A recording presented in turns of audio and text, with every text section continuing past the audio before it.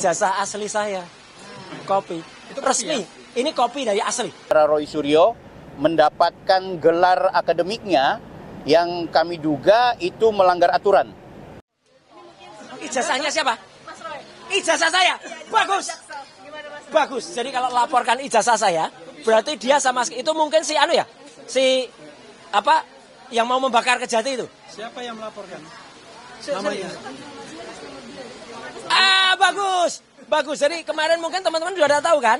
Jadi artinya apa? Saya kemarin sudah berhasil juga ya. Jadi jelas. Ini ijazah asli saya. Kopi. Itu resmi. Ya? Ini kopi dari asli. Ya, yang kemarin yang asli saya bawa. Kemarin fresh betul dari UNC. Jadi artinya sah resmi Universitas Negeri Jakarta sudah kemudian menyerahkan dan tidak ada kesalahan apapun. Karena saya hanya mungkin kalau dikatakan salah nggak salah. Saya hanya kemudian baru mengambil ijazah kemarin.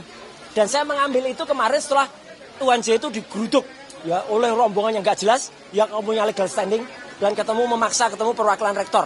Ya, dan saya diterima oleh wakil rektor kemarin dan beberapa profesor dan itu nanti ada rekamannya semua apa yang kita obrolkan kemarin. Jadi kita tunggu saja ya apa yang dilaporkan itu dan maka konsekuensinya adalah mereka yang melaporkan kalau tidak terbukti harus tanggung jawab. Dan sekali lagi ini saya tunjukkan. Ini kemarin mungkin belum saya tunjukkan. Anda bisa baca berapa IP kumulatif saya. 3,86 dan tidak ada nilai lain selain A dan B. B saya hanya 2. Dibandingkan dengan keseluruhannya A. Ya, saya IPK-nya bukan 2, tapi 3,86 dan itu predikatnya adalah sangat memuaskan. Jadi clear ya. Jadi nggak apa-apa, Bill, silakan laporkan. Dan kalau Anda tidak cabut laporan itu nggak apa-apa. Saya justru akan melakukan juga upaya hukum yang lain, ya gitu. Itu saya kira ya. Ya. Apa? Ya kalau Bill yang sesuai yang saya kenal adalah orang yang pertama kali justru membuat ricuh ini, yaitu namanya Taufik Bilfakih, Ketua Harian Ceboker Nusantara, ya, dan dia bekerjasama dengan orang namanya Richard Hutajulu. Richard Hutajulu yang pertama kali dia mungkin terlalu iseng dan nanti akan kita ungkap. Saya bersama seorang podcaster terkenal. Saya nanti akan podcast Richard Hutajulu itu sudah punya mensrea, sudah punya niat buruk.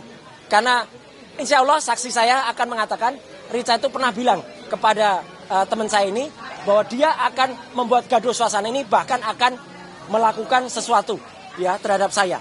Nah bahkan dia niatnya buruk banget.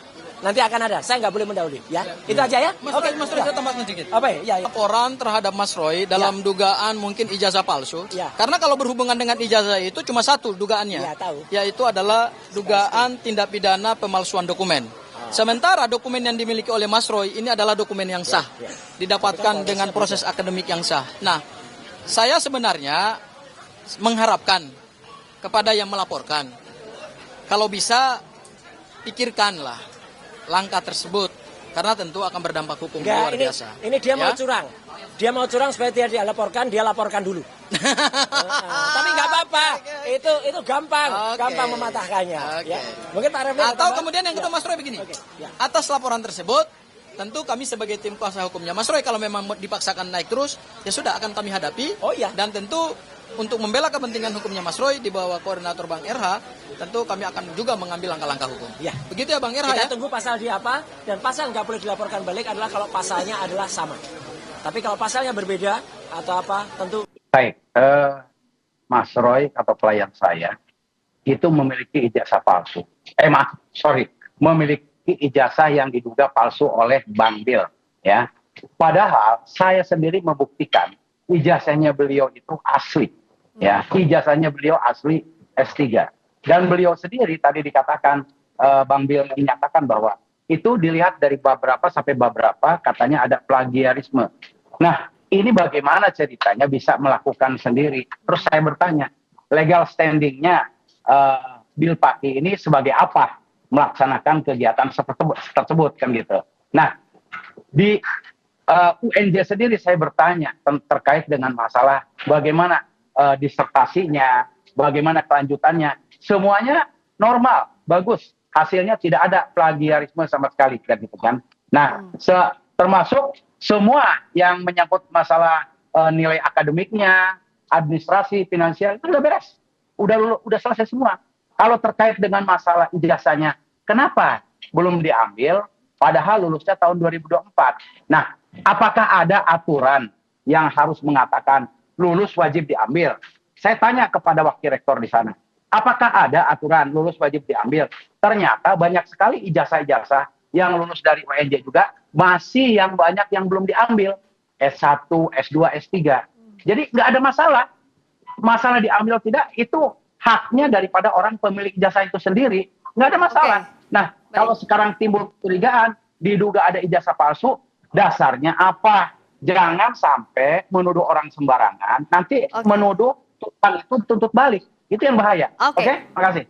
Iya, memang kan sebenarnya ini runtutan dari masalah akademiknya Mas Roy Suryo. Jadi dari awal kita mempersoalkan ada problem yang terjadi di perkuliahan beliau, yang kemudian merembet dari ternyata beliau tidak ada ijazah. Waktu itu beliau memperlihatkan ijazahnya, tapi ternyata tidak ada. Nanti kemudian kekisruhan ini baru akhirnya sudah ada ijazah. Nah, disertasi beliau tidak pernah ada di website, kan gitu. Ketika kemudian kisruh ini muncul, akhirnya sudah diupload. Nah, ketika diupload kan akhirnya disertasi ini menjadi konsumsi publik.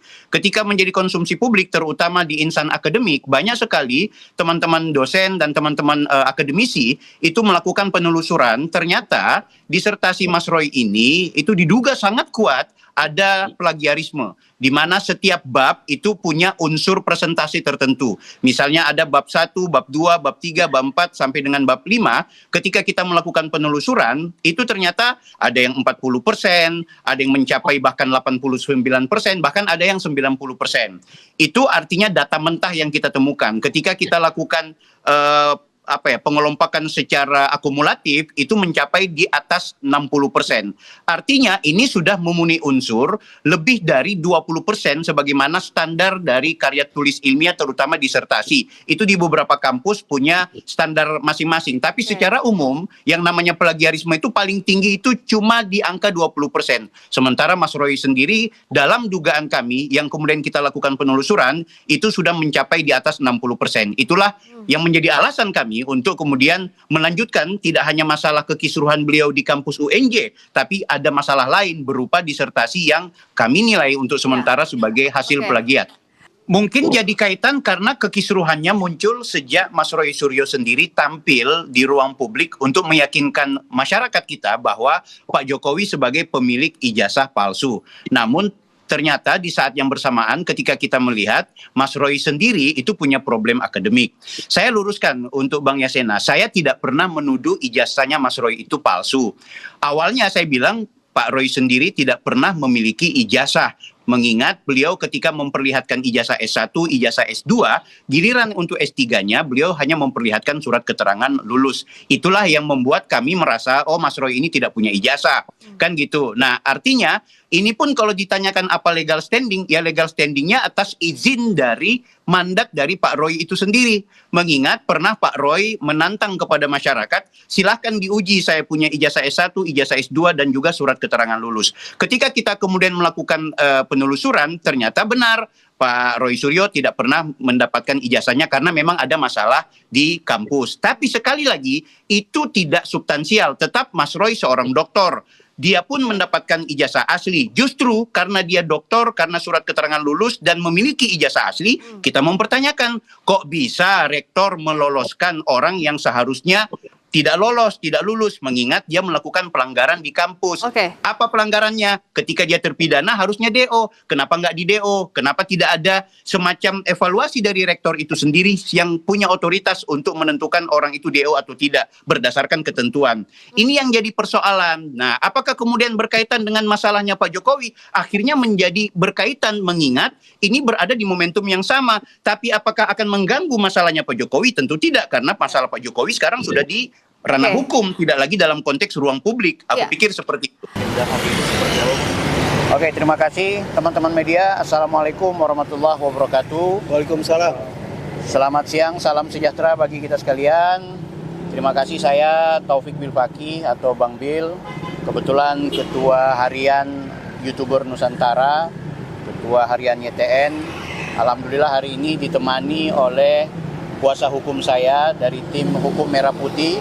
Ada Bapak C. Suhadi, ada Bapak Kaunang, dan saya juga ditemani oleh alumni dari Universitas Negeri Jakarta, UNJ, Abang Dr. Richard, dan ditemani oleh dua kawan kami yang juga merupakan bagian yang membersamai di kesempatan hari ini.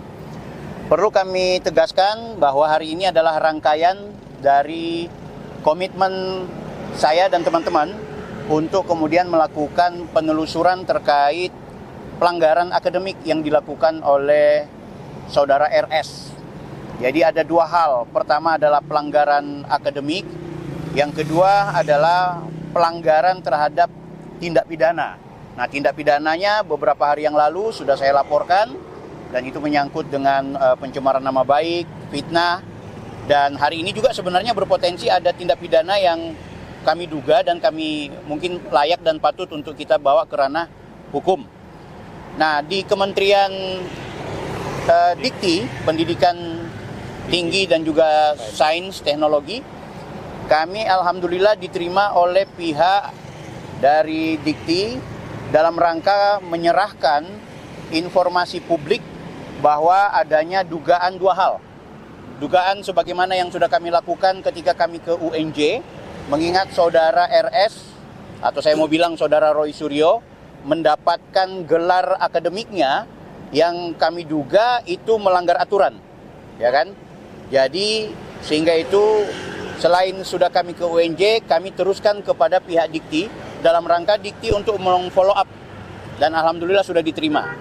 Yang kedua juga, kenapa kami ke Dikti? Karena terkait hal yang berurusan dengan karya tulis ilmiah, yaitu disertasi yang kemudian diloloskan. Ternyata disertasi itu diduga ada potensi plagiat yang cukup signifikan angkanya. Plagiat itu ada, nah tentunya akan menjadi masalah. Karena kenapa? Ini ada 3 undang-undang yang dilanggar, ya. Undang-undang, Kitab Undang-Undang Hukum Pidana, kemudian hak cipta, dan juga Undang-Undang Dikti berkaitan dengan masalah ini. Yang kita lihat dalam tiga undang-undang ini yang paling membahayakan Undang-Undang Dikti, karena gelar itu bisa dicabut kalau berkaitan memang terbukti plagiat itu terjadi. Nah, terus kemudian apa sih yang disebut dengan plagiat dalam kasus ini? Itu kan menjiplak karya orang lain atau mengambil karya tulis orang lain yang seolah-olah itu kepunyaan yang bersangkutan, gitu. Itu yang disebut dengan plagiat.